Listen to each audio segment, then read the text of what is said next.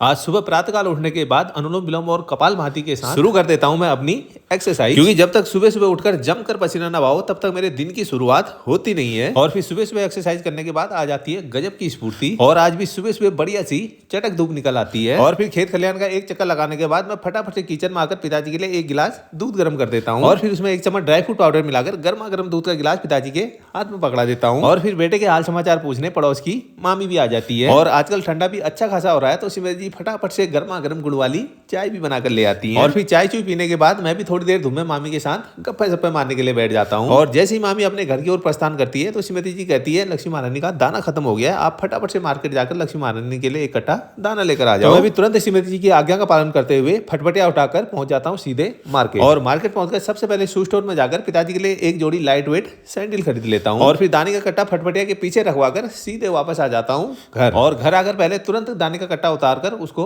अंदर रख देता हूँ। और फिर उसके बाद डिग्गी से पनीर मसाला निकालकर श्रीमती जी के हाथ में पकड़ा देता हूँ, जो श्रीमती जी ने स्पेशली मंगवाया होता है। और फिर जैसे डिग्गी से पिताजी के सैंडल निकालकर उनको पहनाना शुरू करता हूँ तो कोको महाराज की शैतानियां शुरू हो जाती हैं। और फिर लास्ट में मुझे उसको थोड़ा डराना धमकाना पड़ता है, तब जाकर वो मेरा पीछा छोड़ता है। और फिर मैं पिताजी को नए सैंडल दिखाता हूँ तो पिताजी बहुत खुश हो जाते हैं और तुरंत नए सैंडल पहन भी लेते हैं। और कल से गेहूं के खेत में सिंचाई के लिए पानी भी छोड़ा होता है तो आज लगभग दोपहर होते होते पूरे गेहूं में बढ़िया से पानी भी हो जाता है।